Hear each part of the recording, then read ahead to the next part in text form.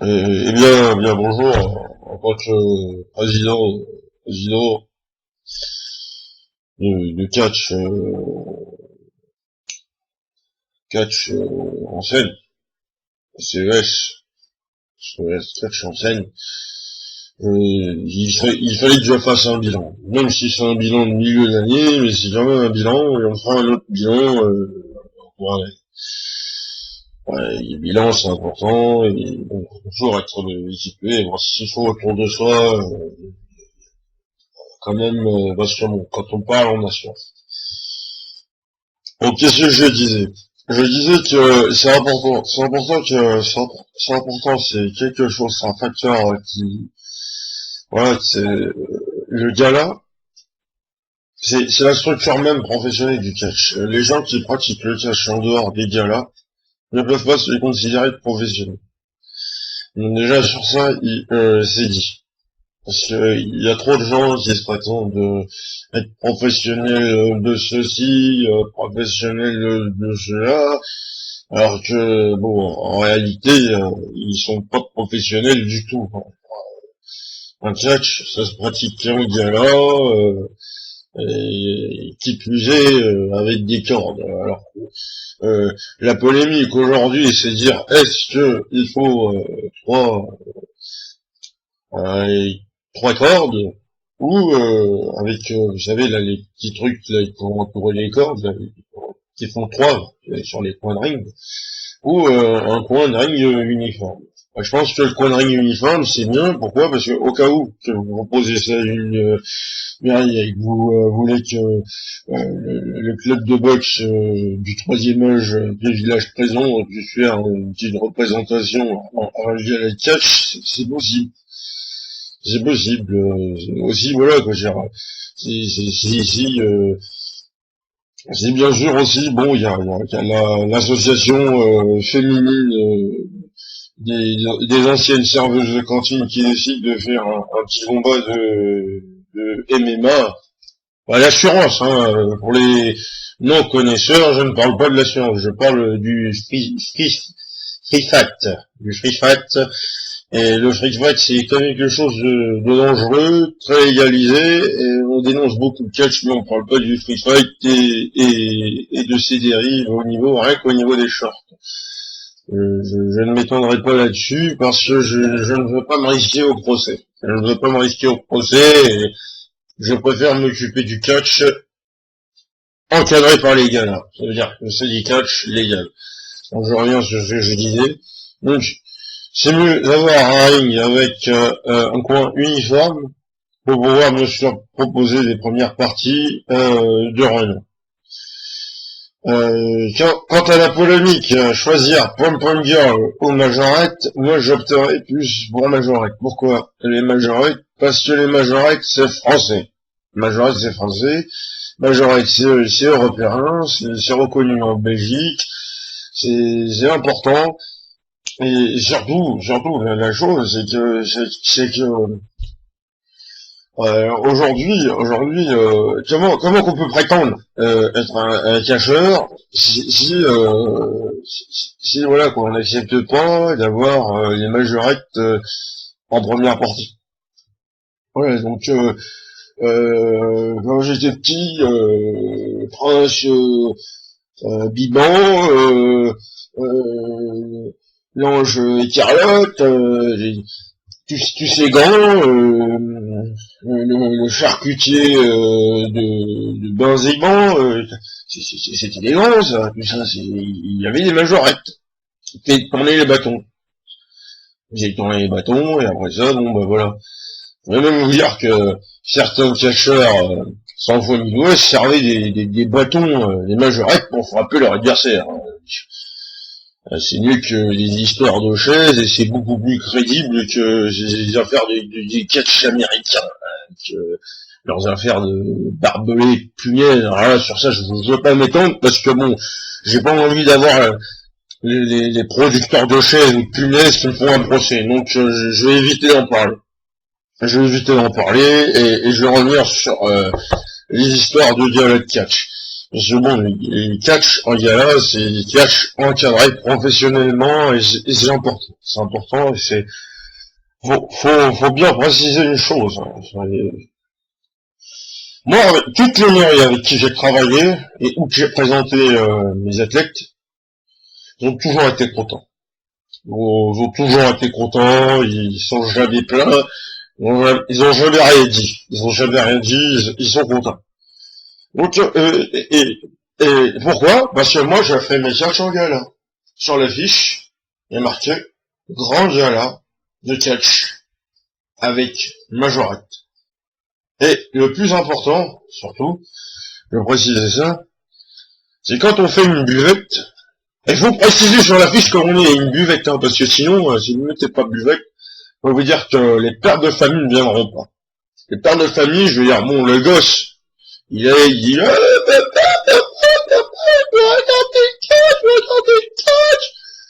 le père, il va dire, non, moi je suis avec mes amis au café. Tu me fais pas chier, j'ai travaillé toute la journée, maintenant, tu laisses, je vais aller avec les amis, je bois un coup, quoi. Donc si vous proposez un gala de catch, ou qu'il y a la buvette, ça va être autre chose. Ça va forcément réunir la famille.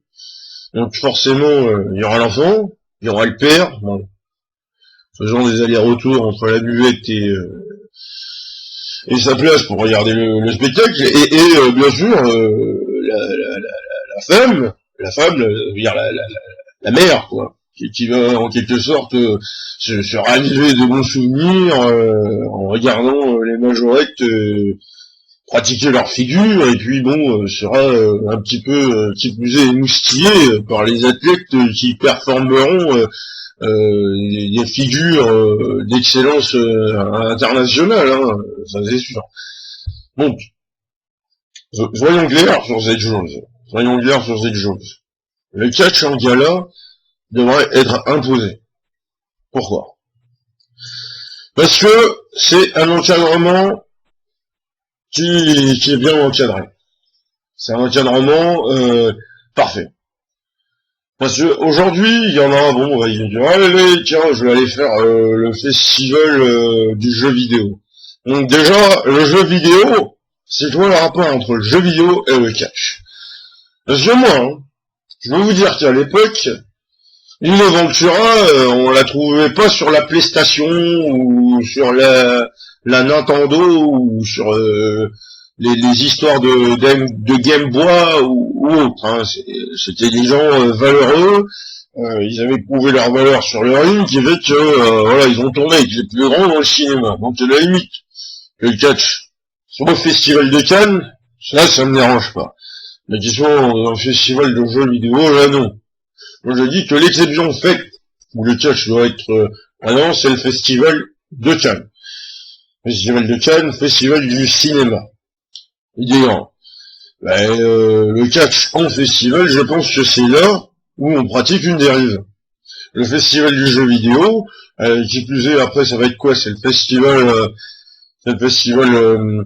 de la bande dessinée, ça va être quoi encore? Donc c'est là où est-ce que justement on crée une dérive au niveau du catch. Donc, moi c'est des choses que je dénonce. Ça c'est des choses que je dénonce et que mes concurrents, que je n'aimerais pas, non certaines personnes qui tiennent des fédérations à Paris, des fédérations dans le Nord-Pas-de-Calais, et des fédérations dans le Sud-Ouest, des fédérations bon, je vais pas trop me lancer parce que bon là j'ai donné trop de détails géographiques et je veux pas risquer le procès. Je veux pas risquer le procès parce que bon, j'ai eu assez de problèmes comme ça et j'ai donné assez de deniers aux avocats. C'est bon. Bon, je suis peut-être quelqu'un voilà qui marche bien et qui a fait beaucoup de galas dans l'année, mais j'ai pas envie de risquer le procès. Et donc je reviens sur ce que je disais. Les choses les plus importantes, c'est qu'il faut qu'on évite ces dérives. Catch en gala, et plus catch dans les festivals, parce que bon, un festival, des festivals. Et il faut que ce soit entièrement encadré, et que ce soit un gage de qualité. Moi, ce qu'il y a, c'est qu'avec la CES, catch en scène, je le répète, c'est que nous, on propose quelque chose, voilà, en galant. Après ça, qu'est-ce qu'on fait? Un petit bal. Pour que les grands et les petits puissent danser, profiter. Et que, voire même, j'ai pensé aussi à un concept où les catcheurs et les catcheuses seraient, bien sûr, bon, pour arrondir leur fin de soirée, bien sûr, vendredi des tickets pour être cavalier d'une danse avec un des spectateurs. Il y a un des spectateurs, j'ai danser un slow, danser le twist, danser le rock, danser le rap, la danse avec le client qui a acheté son ticket. Ça c'est un concept que moi j'ai développé et que des concurrents m'ont copié. Et ça, bon, je peux pas déposer un concept comme ça parce que ça existait déjà avant. Donc je peux pas. Donc, j'y est sûr, c'est que moi, mon concept de CES, c'est un concept qui respecte les fondamentaux et la racine même du catch. C'est un concept même qui fait que voilà le public se sent respecté. C'est un concept qui fait que le catch a ses lettres de noblesse. Et bon, les autres là qui font les Américains ou les Japonais, parce que bon, moi ces affaires-là, ça me fait bien. Quand on connaît certaines personnes là qui viennent du Cher et qui sont passés pour des Japonais, excusez-moi, ça me fait bien rire ce genre d'affaires. Non, qui savent même pas plier un mot de chinois et qui viennent se dire je suis japonais. Donc, ça c'est bien rigolo. Ouais. Et sans compter bon ceux qui regardent le cash à Canal Plus commenté par Guilloré et qui viennent se dire yes I'm American statut de la liberté. Bon, il faut arrêter, faut arrêter. Vous n'avez pas le physique déjà premièrement. Vous pesez 55 kilos et vous êtes grassouillé. Donc à un moment donné, il faudrait remettre ça en question. Après, c'est sûr qu'il y en a qui pèsent plus de 100 kilos, mais je peux dire une chose, hein, c'est pas des haltères qui soulèvent, c'est les burgers de chez McDonald's ou de chez Quick.